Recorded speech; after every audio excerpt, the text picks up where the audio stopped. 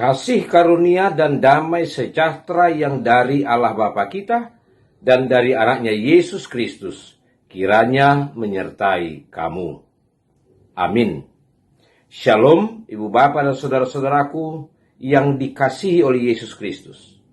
Hari ini kita sudah memasuki hari Senin, tanggal 13 September 2021. Kami sungguh yakin kita semua hari ini di dalam suasana sukacita, semangat baru memasuki hari yang baru dan minggu yang baru.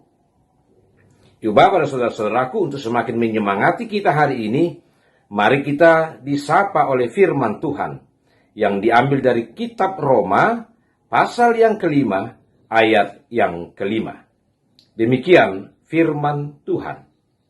Dan pengharapan tidak mengecewakan, karena kasih Allah telah dicurahkan di dalam hati kita oleh Roh Kudus yang telah dikaruniakan kepada kita.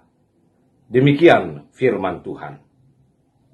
Pengharapan yang tidak mengecewakan. Itulah topik sapaan bagi kita hari ini. Ibu Bapak dan saudara-saudaraku, pernahkah kita mendengar istilah PHP? Saya yakin kita semua pernah mendengarnya. Dan kita semua sudah tahu apa kepanjangan dari PHP tersebut. Pemberi harapan palsu. Mengapa ada istilah PHP kita kenal dalam kehidupan kita?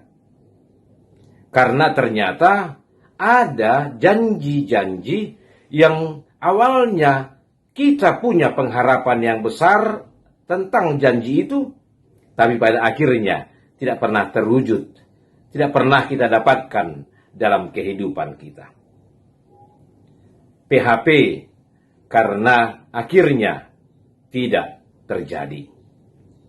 PHP karena janji-janji hanya sebatas janji yang tidak pernah terwujud.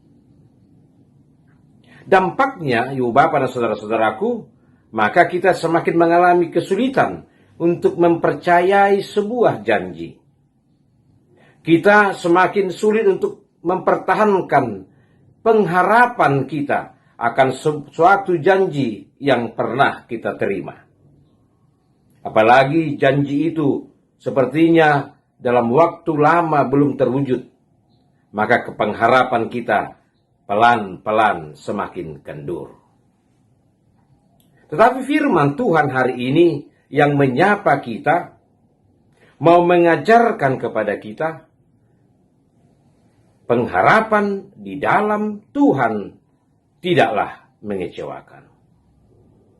Karena janji-janji yang sudah disampaikan kepada kita adalah menjadi janji yang pasti akan terwujud pada akhirnya.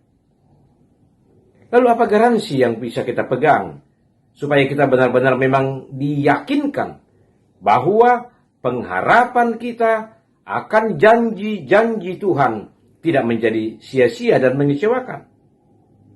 Garansinya adalah Allah sudah menyatakan kasih karunia-Nya ke dalam hati kita.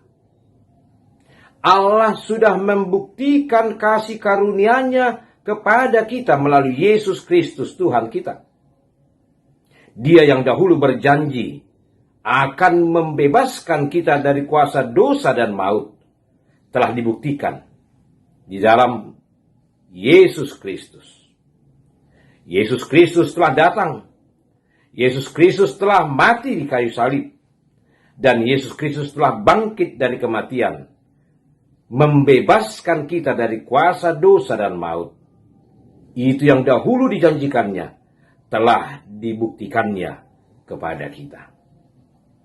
Itulah garansi bagi kita, Ibu Bapak dan saudara-saudaraku, untuk berpegang teguh akan setiap janji-janji Tuhan yang dinyatakannya kepada kita. Karena Allah yang berjanji itu adalah Allah yang pasti akan menepati janji-janjinya.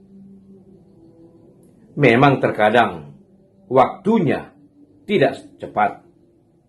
Terkadang waktunya sepertinya lama, tapi bukan berarti Allah adalah pemberi harapan palsu. Itulah menjadi kekuatan kepada kita. Kalaupun waktunya agak lama, akan perwujudan janji-janji Tuhan kepada kita. Keyakinan bahwa Dia pasti akan mewujudkan janji-janji itu, itulah menjadi kekuatan kepada kita. Dan itu sudah dimeteraikan di dalam hati kita melalui Roh Kudus yang sudah dicurahkannya di dalam hati kita. Maka teruslah berpengharapan di dalam Tuhan, karena pengharapan di dalam Tuhan tidak akan pernah mengecewakan. Amin, kita berdoa.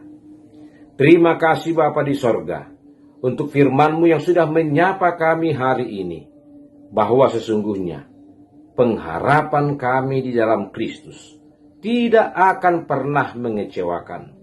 Karena Engkau adalah Allah yang setia, Allah yang akan tetap mewujudkan janji-janji-Mu, bahwa pada akhirnya Engkau akan membawa kami kepada damai sejahtera, sukacita, dan kebahagiaan.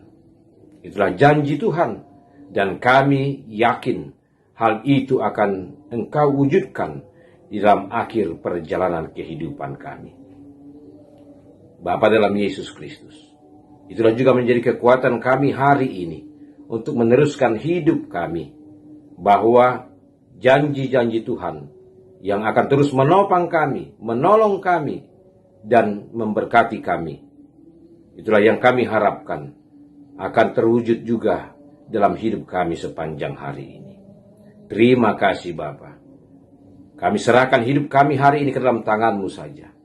Biarlah Engkau yang menuntun kami, membawa kami ke arah jalan yang Tuhan kehendaki, untuk meraih janji-janji Tuhan. Berkati setiap warga jemaat-Mu yang terus bergumul dengan sakit penyakitnya, sehingga mereka boleh dimenangkan beroleh kesembuhan pada waktunya. Yang bersukacita hari ini mengingat hari ulang tahun kelahiran dan pernikahannya, perkenankan mereka boleh mengucap syukur kepada Tuhan atas anugerah yang mereka terima hari ini. Terima kasih Bapa, dalam Yesus Kristus kami telah berdoa dan mengucap syukur. Amin.